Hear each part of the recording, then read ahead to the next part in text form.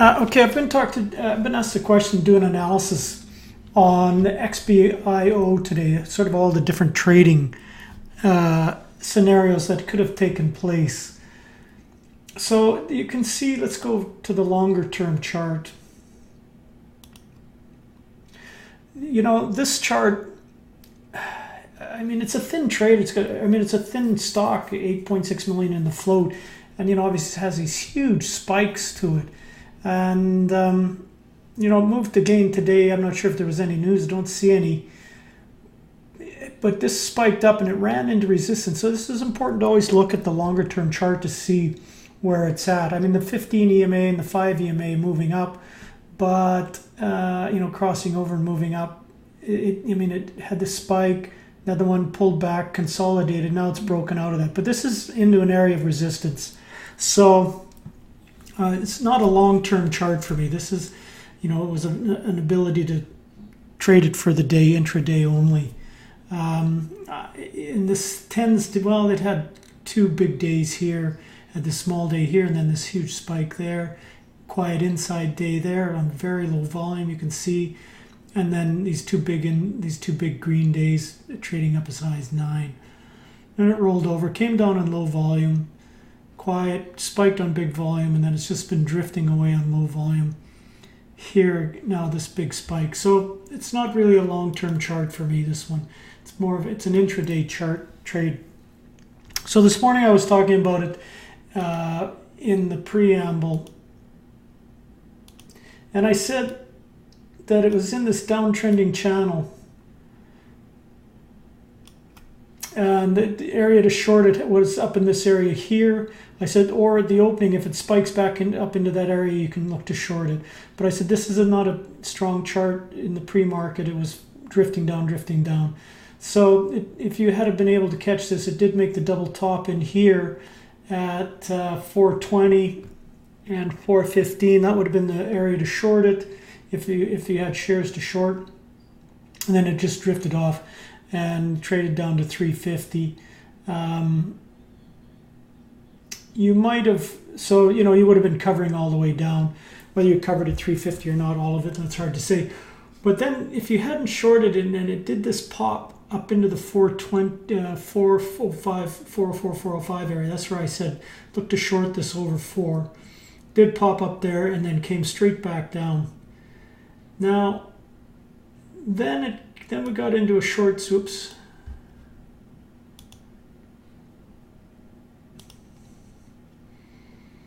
Then we got into this short squeeze. The stock itself, I mean, there's no float. There's no shorts.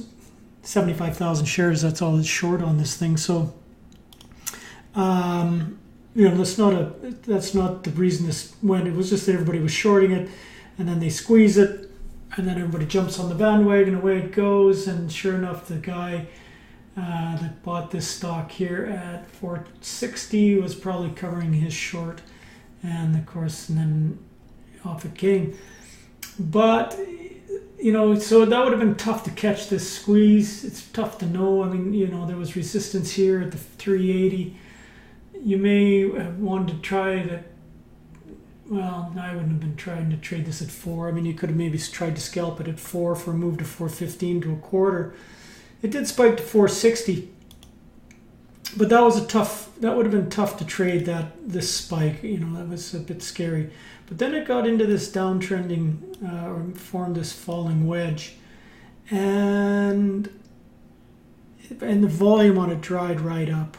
So, you know, this, when it spiked up here, pulled back, when it spiked back up in this area here, I think I said this is an area of resistance. You could look to short it if you can find shares, because we had talked about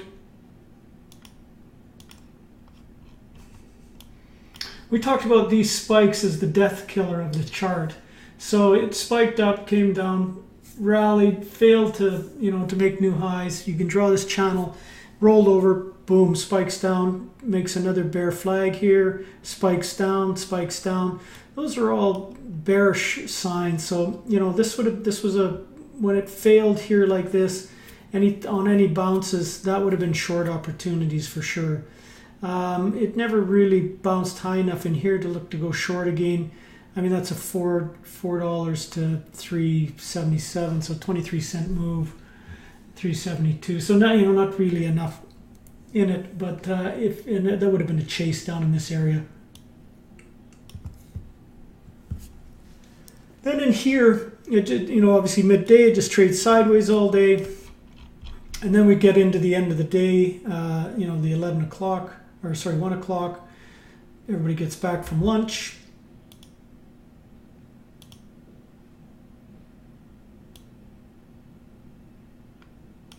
It's got this pattern like this. Breaks out on volume. That's your, that would have been a buy. So you would have been awfully watching this instant, second by second to catch these kind of trades. But when it popped, there you could have got that. This was an area of resistance for it over this 396 area. You could have traded it for a move to 4.25, traded as high as 428, pulled back, and then came back almost close to high of day, trading 450. But you can see that it was in this channel like this when it got going. So there's a trade. As long as it stayed in the channel, and then when it came down, tested the channel, like you could, you'd be watching this, and as soon as it violated that channel, you'd want to be exiting the trade. And now, oops, hard to say what it's going to do now. We are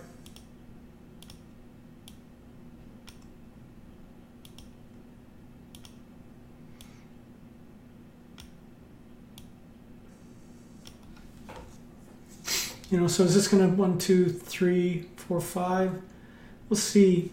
You could look for this to come back and test this 4 anyways, and maybe as low as 395, 390 area, which is also support in here.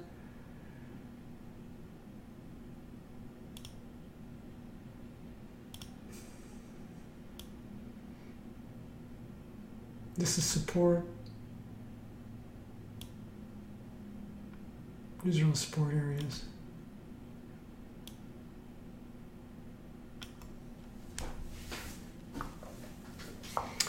So those are the trading opportunities for XBIO today, as I see it.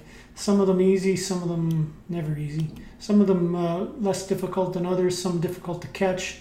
You had to be on top of it, watching it every, just trading this one stock. But there was lots of different ideas and opportunities. Short at the opening, short at the pre-market, short at the opening, cover, catch this squeeze, pulls back. It's now in a downtrending channel, short into this spike, downtrending channel, consolidates, cover in here because it's consolidating, double bottoms. So you'd be looking to, and this could almost actually be an ABC pattern, A, B, C, and then D. Actually, that's actually really